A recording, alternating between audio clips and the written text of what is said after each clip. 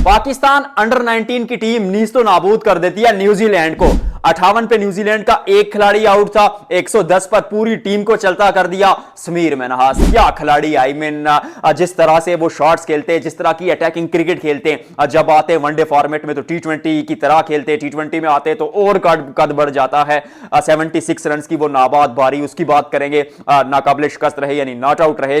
अब पीएसएल में जब इस खिलाड़ी पर बिडिंग होगी तो तब क्या होगा। पीएसएल की भी तो चंद बड़ी खबरें इसी वीडियो में बताऊंगा। शाहीन शाह अफरीदी को बाबर आजम ने दो छक्के लगा दिए, एक ओवर में 21 रन बटोर दिए, पर शाहीन ने बाबर को 2-3 दफा आउट भी किया। बहुत कुछ है वीडियो में बात करने के लिए, तो वीडियो को करेंगे लाइक और शेयर। पहले अंडर 19 टीम की बात कर लेते हैं। समीर मिन्हास लाजवाब टैलेंट, अली रजा लाजवाब टैलेंट। इस टूर्नामेंट में 4 मैचेस में 12 विकेटें अली रजा ने ली हैं। समीर मिन्हास ने कैमियोज खेले, अच्छे कैमियोज खेले। पाकिस्तान अंडर 19 क्रिकेट की तारीख में सबसे ज्यादा सेंचुरियां इसी खिलाड़ी ने लगाई हैं। और जिस तरह की क्रिकेट खेल रहे हैं, आई मीन फ्लॉलेस क्रिकेट खेल रहे हैं, 128 के स्ट्राइक रेट से आज भी खेले। और जिस तरह न्यूजीलैंड की पिटाई की और 111 रन का जो टारगेट मिला था 50 ओवर्स में, वो 17 ओवर में ही पाकिस्तान ने चेस कर लिया।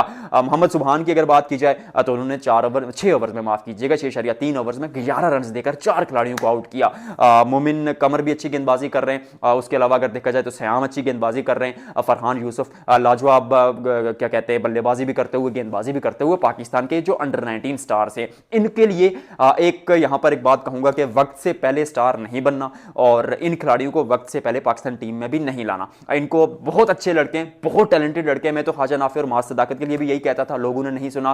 खैर वो अब वर्ल्ड कप में आ चुका है, रियली होप कि वो अच्छा करेंगे। लेकिन जब आप पाकिस्तान डोमेस्टिक क्रिकेट को देखते हैं तो डोमेस्टिक क्रिकेट का पाकिस्तान का स्ट्रक्चर उतना अच्छा नहीं है कि वो आपको इंटरनेशनल मटेरियल 1 साल में तैयार करके दे।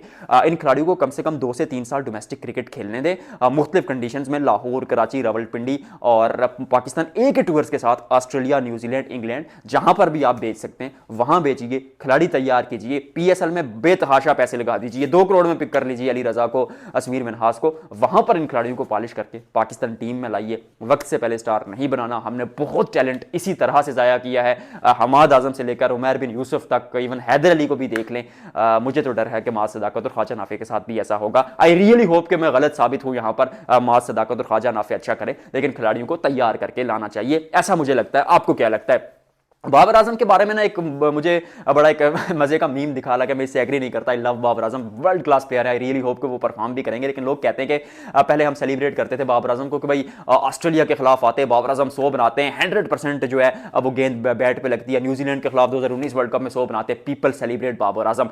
फिर धीरे धीरे वो परफॉर्मेंस का ग्राफ नीचे आता है। लोग कहते हैं कि बाबर आजम BC क्लास टीम्स के खिलाफ परफॉर्म करते हैं, यानी टॉप टीयर्स A क्लास टीमों के खिलाफ परफॉर्म नहीं करते। फिर एक दौर आता है कि एक वर्ड जिम्बाब्वे से जोड़ के बाबर आजम के बारे में कहा जाता है। मैं नहीं कहता बाबर आजम को वो लफ्ज, इसलिए आप लोग समझ गए। तो वो लफ्ज कहा जाता है कि छोटी टीमों के खिलाफ, एसोसिएट टीमों के खिलाफ परफॉर्म करते हैं। फिर एक वक्त आता है कि लोग कहते हैं कि बाबर आजम लीग्स में परफॉर्म करते हैं, PSL में। फिर एक पर बात आती है कि भाई Babar Azam big bash league में भी नाकाम हो जाते हैं, वो लीगों में भी नहीं परफॉर्म कर रहे हैं। फिर लोग कहते हैं कि बाबर आजम प्रैक्टिस मैच में परफॉर्म कर रहे हैं, उसको लोग सेलिब्रेट कर रहे हैं। इससे दो चीजें, एक तो खिलाड़ी का कद काठ इस मुल्क में बहुत ऊपर, बहुत क्रेज, बहुत बड़ा ब्रांड, और आई रियली होप कि परफॉर्म करेंगे। शाहीन शाह अफरीदी को छक्के लगाए, 2-3 दफा आउट भी किए। प्रैक्टिस का यही एक रूल होता है कि आप अटैकिंग क्रिकेट खेलते हैं। और बाबर आजम एक खबर के मुताबिक टी20 क्रिकेट के लिए चंद नई चीजें भी लेकर आ रहे। अब नई चीजें वो क्या होंगी, we shall find out it. और ऑस्ट्रेलिया के खिलाफ सीरीज पर बहुत कुछ निर्भर करेगा, बहुत कुछ उसका इन्हिसार करेगा। अगर यहां पर कुछ रन बनाते हैं तो जब श्रीलंका में जाएंगे तो सर झुका के सच बताऊंगा कि बाबर आजम स्पिन कंडीशंस में उस वक्त भी फंसते थे जब 2019, 21, 22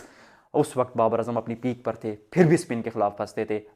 जब वर्ल्ड कप में जाएंगे आप श्रीलंका में, स्पिन के लिए वहां पर और बेहतर कंडीशन है, वहां आप परफॉर्म नहीं कर पाए तो क्या होगा। आई रियली होप कि यहां पर भी मैं गलत हूं, बाबर आजम वहां पर परफॉर्म करें, क्योंकि जर्नलिज्म मैं डिग्री करके यहां पर पहुंचा हूं। तो एथिक्स के मुताबिक, रूल्स के मुताबिक जब कोई टीम सिलेक्ट हो जाती है, जब कोई भी कंट्री एक इवेंट में जा रही होती है, भले ही जैसी टीम हो, we should back them. And I really hope कि बाबर आजम परफॉर्म करेंगे। खिलाड़ी में टैलेंट बहुत है, स्किल बहुत है, थोड़ा सा अभी प्रेशर बना हुआ है। वो थोड़ा सा मुझे ऐसा लगता है कि मेंटली भी चीजें ऊपर नीचे हुई हैं बाबर आजम की, क्योंकि कप्तानी जाती है, फिर टीम में जगह ऊपर नीचे हो जाती है। कहा जाता है कि ट्रोल भी इतना किया जाता है, आई मीन के लोग तो अखलाकियात से भी आगे बढ़ जाते, पर बंदे में काबिलियत है, बंदे में स्किल है। आई रियली होप कि वो परफॉर्म करेंगे।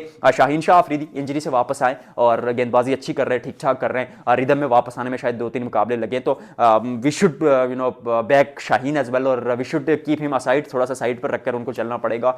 और उसके अलावा जो बड़ी स्टोरी थी पीएसएल की वो थी कि ऑक्शन जो होगा वो कराची में होगा और फरवरी में होगा 11 फरवरी को, और बेस प्राइसेस जो है वो 4.2 करोड़ और 4.2 करोड़ से नीचे नीचे हैं। आई रियली होप कि अच्छे खासे पैसे खिलाड़ियों को भी मिलेंगे। बड़े बड़े खिलाड़ी आ रहे हैं, कौन से आ रहे हैं, जो रूट वगैरह, हैरी ब्रोक वगैरह, इन खिलाड़ियों के बारे में इंग्लैंड क्रिकेट बोर्ड ने कह दिया कि अगर खिलाड़ी खुद राजी हो जाते हैं तो हम उनको एनओसी दे देंगे। पहले इंग्लैंड क्रिकेट बोर्ड ने कहा था कि वो काउंटी क्रिकेट खेलेंगे, टेस्ट क्रिकेट के लिए हम अपने बड़े खिलाड़ियों को, जिसमें बेन स्टोक्स है, जो रूट हैं, हैरी ब्रोक वगैरह, इनको नहीं बेचेंगे। लेकिन अगर पीएसएल की टीम डायरेक्ट साइनिंग करके उन खिलाड़ियों से कोई डील कर लेती है, यानी खिलाड़ी खेलने के लिए तैयार होते हैं पीएसएल, तो we should allow them, we will allow them rather. तो आज की वीडियो में फिलहाल इतना ही।